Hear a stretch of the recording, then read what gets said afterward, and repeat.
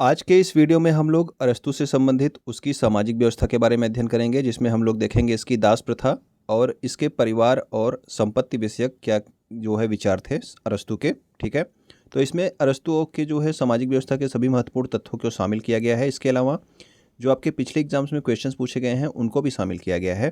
ठीक है, one liner के फॉर्म में। अगर आप यहाँ पे पहली बार आए हैं तो यूट्यूब पे हमें सब्सक्राइब कर सकते हैं। इसके अलावा टेलीग्राम, इंस्टाग्राम और फेसबुक पर भी आप हमें फॉलो कर सकते हैं। तो आइए देखते हैं अरस्तू की सामाजिक व्यवस्था में सबसे पहले जो है दास प्रथा के बारे में देखते हैं कि दास प्रथा के बारे में इसके क्या विचार थे। अरस्तू दास प्रथा को न्यायोचित बताता है, यानी कि दास प्रथा आपका न्यायोचित बताता है, यानी कि दास प्रथा को सही ठहराता है कौन? अरस्तू। ठीक है ना। उसका क्या कहना है कि परिवार की व्यवस्था के लिए सजीव और निर्जीव दो प्रकार की साधनों की आवश्यकता होती है। ठीक है, जिसमें से संपत्ति क्या है? एक निर्जीव साधन है, जबकि दास क्या है? एक सजीव साधन है। ठीक है, तो परिवार के लिए वो संपत्ति और दास जो है दोनों को जो है एक साधन के रूप में देखता है। ठीक, तो आपका संपत्ति की को क्या बताया है इसने? संपत्ति को बताया है निर्जीव साधन और दास को एक सजीव साधन बताया है किसने? अरस्तू ने। ठीक है ना। अगला हमारा है पॉइंट, अरस्तू मानता है कि बुद्धि, योग्यता और गुण की दृष्टि से व्यक्ति प्रकृति से ही असमान होते हैं। तो इसका क्या अर्थ है कि यानी कि सभी व्यक्ति, आप सब भी जानते हैं कि सबकी बुद्धि अलग होती है, सबकी योग्यता अलग होती है, सबका गुण अलग होता है। तो इस तरह से वो कहता है कि जब प्राकृतिक रूप से ही सभी असमान होते हैं, तो इसीलिए जो है ये आपके प्राकृतिक असमानता के सिद्धांत को भी मानता है। ठीक, और ये कहता है कि अपने जन्म के समय से ही कुछ लोग पराधीनता के लिए नियत होते हैं और कुछ लोग शासन करने के लिए, यानी कि जन्म के समय से ही कुछ लोग की जो जिनकी बुद्धि कम होती है वो दास बनने के लायक होते हैं, और जो तीव्र बुद्धि के होते हैं या फिर जो है जिनमें क्षमता होती है नेतृत्व करने की, वो शासन करने के लायक होते हैं, ये कहता है अरस्तू। ठीक है ना। तो ये जन्म से ही जो है मानता है कि कुछ लोग पराधीनता के लिए बने हैं और कुछ लोग जो है शासन करने के लिए बने हैं। इसीलिए आपका ये कहा जाता है कि अरस्तू प्राकृतिक असमानता के सिद्धांत को मानता है, और यही क्वेश्चन आपसे एग्जाम में पूछा जा चुका है कि प्राकृतिक असमानता के सिद्धांत को कौन मानता है, तो वो है आपका अरस्तू। ठीक है, अरस्तू का मानना है कि दासता प्राकृतिक है, यानी कि जो दासता होती है ये प्राकृतिक है। प्राकृतिक क्यों है? अभी आपने देखा कि कुछ लोगों की बुद्धि कम होती है जन्म से ही। ठीक है ना, तो उनको जो है ये दास की श्रेणी में रखता है। ठीक है, इसीलिए ये दासता को प्राकृतिक मानता है। तो ये भी क्वेश्चन आपसे पूछा गया है कि दासता को प्राकृतिक किसने माना है, तो ये भी आपके अरस्तू ने माना है। ठीक है ना। प्राकृतिक असमानता का सिद्धांत भी यही मानता है। अरस्तू के अनुसार दास प्रथा न केवल प्राकृतिक वरन इस दृष्टि से भी नैतिक है, क्योंकि स्वामी के धर्मशील जीवन में भाग लेने से उसका नैतिक उत्थान और उसके व्यक्तित्व का विकास होता है। तो अब देखिए, अरस्तू दासता को प्राकृतिक तो मान ही रहा था, वो दासता को नैतिक भी मानता है। क्यों? क्योंकि वो कहता है कि स्वामी के अगर धर्मशील जीवन में जो आपका दास है वो भाग लेगा तो उसका नैतिक उत्थान होगा और उसके व्यक्तित्व का विकास होगा। ठीक है ना, क्योंकि जन्म से ही वो क्या पराधीनता के लिए बना था, एक दास बनने के लिए वो पैदा हुआ था। तो अगर वो जो है अपने स्वामी के धर्मशील जीवन में भाग लेगा तो उसका नैतिक उत्थान और व्यक्तिगत विकास भी होगा। इसीलिए अरस्तू दासता को नैतिक भी मानता है। ठीक है ना। अरस्तू दास प्रथा को स्वामी वर्ग के व्यक्तियों और संपूर्ण समाज के लिए लाभप्रद मानता है। तो ये कहता है कि जो आपके दास प्रथा है ये स्वामी वर्ग के लिए भी अच्छा है और संपूर्ण समाज के लिए भी अच्छा है। इसके अलावा ये यह भी कहता है कि दासता जो है ये राष्ट्रीय अर्थव्यवस्था और सामाजिक व राजनीतिक स्थायित्व का अंग भी है। ठीक है ना, यानी कि दास प्रथा को ये केवल स्वामी वर्ग के लिए या फिर समाज के लिए ही लाभप्रद नहीं मानता है, वो राष्ट्रीय अर्थव्यवस्था के लिए भी लाभप्रद मानता है, सामाजिक और राजनीतिक स्थायित्व का अंग मानता है दासता को। ठीक है ना। दासता न केवल आवश्यक वरन सामाजिक अनिवार्यता भी है। ठीक है ना, तो इसके जो है पुष्टि के लिए इसने ये कथन दिया है कि दासता जो है ये केवल आवश्यक ही नहीं है, ये आपके समय की अनिवार्यता भी है, यानी कि उस समय के हिसाब से ये दासता को क्या मानता है? सही मानता है। ठीक है ना। अरस्तू के अनुसार दास प्रथा जो है दो प्रकार की होती है। एक तो आपकी प्राकृतिक होती है, दूसरी होती है कानूनी। तो जो प्राकृतिक दास होते हैं वो कौन होते हैं? जिनका केवल शारीरिक विकास हुआ था और मानसिक रूप से वो बुद्धिहीन थे। तो प्राकृतिक दास जो है ये प्राकृतिक असमानता के सिद्धांत को अरस्तू मान रहा है, यानी कि जन्म से ही कुछ व्यक्ति पैदा हो रहे हैं जिनके जो है बुद्धि कम है, तो वो जो है प्राकृतिक दास उनको मान रहा है, ठीक है ना। कि इनका शारीरिक विकास तो हो गया लेकिन मानसिक विकास नहीं हुआ है, तो ये आपके दास की श्रेणी में आएंगे। इसके अलावा कानूनी दास कौन होते थे? वे होते थे जिन्हें युद्ध में पराजित किया जाता था। तो युद्ध में कौन पराजित होते हैं? तो युद्ध में तो सैनिक पराजित होते हैं, ठीक है ना। अगर वो पराजित हैं, उन्हें बंदी बनाया गया है, तो उनको कानूनी दास की मान्यता दी गई थी। लेकिन अरस्तू जो है वो कानूनी दासों को दास नहीं कहता है, क्योंकि दास इसलिए नहीं कहता है क्योंकि उसका मानना है कि जिनकी बुद्धि का विकास कम हुआ है, ठीक है ना, जो प्राकृतिक रूप से पराधीनता के लिए पैदा हुए हैं, वही जो है आपके दास हो सकते हैं। जबकि यहाँ पर जो सैनिक हैं, जो युद्ध में पराजित किए गए हैं, सैनिकों को जिनको आपका बंदी बनाया गया है, उनको अगला राज्य अगर दास के रूप में रख रहा है, ठीक है ना, तो उसको जो है अरस्तू दास नहीं कहता है, ठीक है ना। तो अरस्तू केवल प्राकृतिक असमानता के सिद्धांत को ही मानता है, जबकि दास की प्रकृति दो प्रकार की है। तो ये दोनों प्रकार आप याद रखेंगे। अरस्तू के अनुसार जो आपके यूनानी होते थे वो बुद्धिमान होते थे, इसीलिए जो यूनानी लोग हैं वो दास नहीं हो सकते हैं, ऐसा किसका मानना था? अरस्तू का, ठीक है ना। ये यूनान के लोग जो हैं ये बुद्धिमान होते हैं और इसीलिए जो है वो दास नहीं हो सकते हैं। अरस्तु दासता को जन्म मूलक नहीं मानता, वरन इसे गुणों पर आधारित मानता है। अब यहाँ का इसका क्या अर्थ है? जन्म मूलक का अर्थ ये है कि जैसे अगर कोई दास का बच्चा है, ठीक है ना, तो जरूरी नहीं कि वो भी दास ही बनेगा। अगर उसकी बुद्धि तीव्र है तो वो शासक भी बन सकता है, ठीक है ना। इसीलिए कहता है कि जो दासता है वो जन्म मूलक नहीं है, वरन इसे गुणों पर आधारित मानता है, ठीक। अगर वो जन्म से जो है दास का बच्चा अगर जन्म से ही बुद्धि में कमजोर है तो वो आपका दास बनेगा, ठीक है ना। तो ये इसका कहना है इस कथन के माध्यम से। ये आपके दास प्रथा के बारे में था। तो अब देखते हैं संपत्ति और परिवार से संबंधित जो है इसकी धारणा को, अरस्तू की धारणा को, इसका क्या विचार था। अरस्तू का विचार है कि संपत्ति एक प्राकृतिक वस्तु है। ये आपसे पूछा गया है कि किसके अनुसार जो है कौन मानता है कि संपत्ति एक प्राकृतिक वस्तु है, तो ये आपके अरस्तू का विचार है।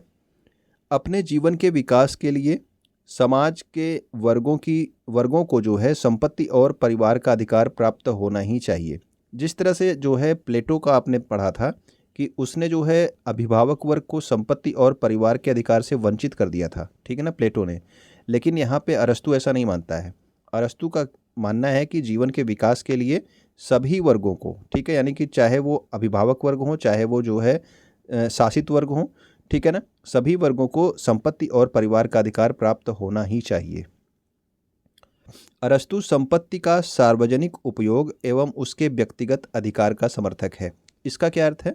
यानी कि जो आपका संपत्ति होनी चाहिए उस पर जो अधिकार होना चाहिए वो तो व्यक्तिगत तरीके से होना चाहिए, यानी कि किसी संपत्ति पर एक व्यक्ति का अधिकार होना चाहिए, व्यक्तिगत अधिकार होना चाहिए, लेकिन उसका उपयोग जो है सभी लोग कर सके समान रूप से, ठीक है ना।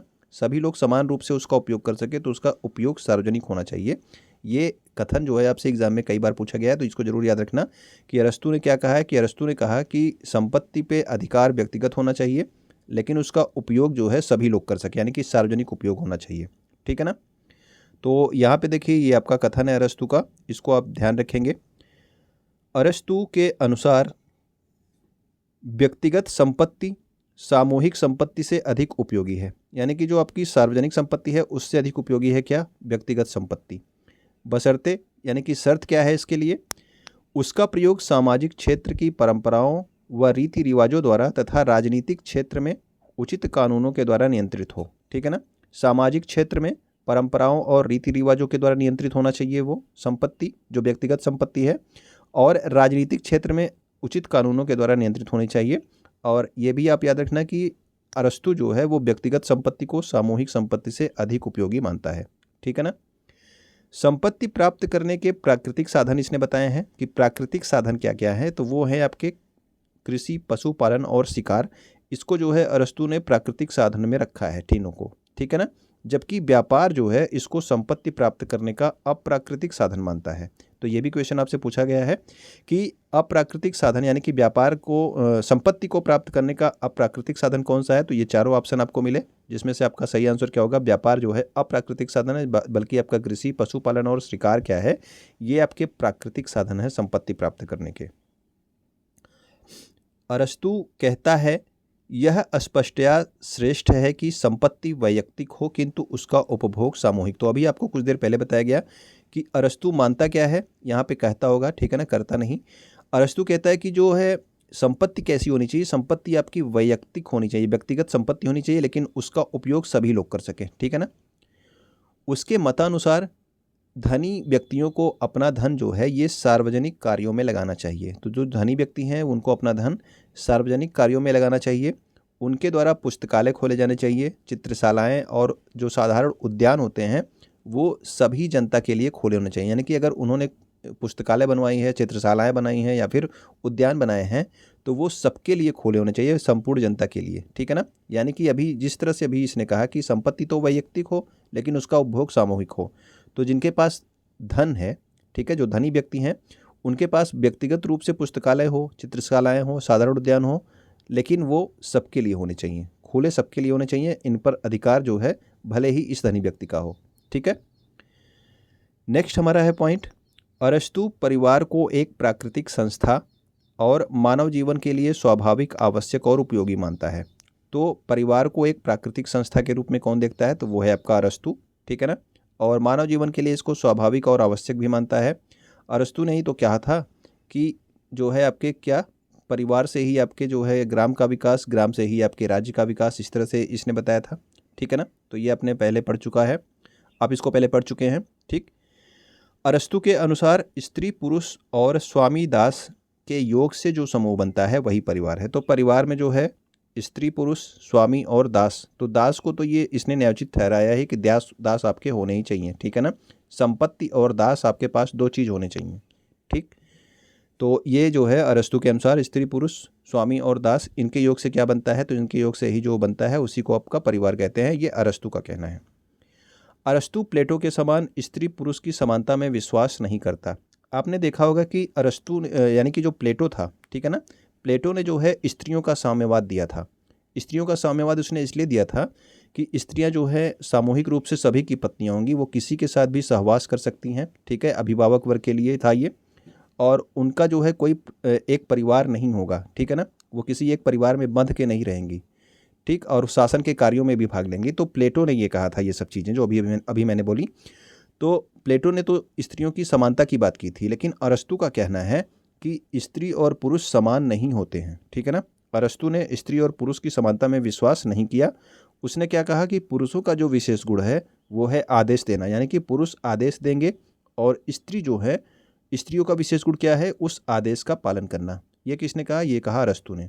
उसने कहा कि पुरुष आदेश देने के लिए हैं और स्त्रियां जो हैं उसका पालन करने के लिए हैं, ये अरस्तु ने कहा है। जबकि प्लेटो ने जो है क्या कहा था कि स्त्रियों को भी जो है सारे अधिकार प्राप्त होने चाहिए, ठीक है ना। संतान उत्पत्ति के लिए अरस्तु स्त्री और पुरुष की आयु में 20 वर्ष का अंतर उचित मानता है। तो अगर आप बच्चा पैदा करना चाहते हैं तो उसके लिए अरस्तु का कहना है कि स्त्रियों और पुरुष की आयु में लगभग 20 वर्ष का अंतर होना चाहिए, ठीक है ना। और इसने न्यूनतम आयु और अधिकतम आयु भी निर्धारित की है। तो न्यूनतम आयु लड़कियों के लिए 18 वर्ष और अधिकतम आयु पुरुषों के लिए 37 वर्ष, है ना। मतलब न्यूनतम आयु पुरुषों के लिए 37 वर्ष और अधिकतम कितनी होनी चाहिए, अधिकतम अगर स्त्रियाँ 50 वर्ष की हैं तो पुरुष 70 वर्ष के, ठीक है। तो इनके जो है एज में 20 वर्ष का अंतर होना चाहिए बच्चा पैदा करने के लिए, ठीक है ना। तो ये जो है इसकी सामाजिक व्यवस्था थी अरस्तु की। उम्मीद करता हूँ कि आपको समझ में आया होगा। तो आप वीडियो को लाइक करेंगे और अपने दोस्तों तक भी इसे ज़रूर शेयर कर दिया कीजिए। शेयर करना आपका ज़्यादा ज़रूरी है, ठीक है। तो वीडियो को आपने अगर पसंद किया तो वीडियो को आपने देखा यहाँ तक, तो वीडियो को देखने के लिए आपका बहुत बहुत धन्यवाद।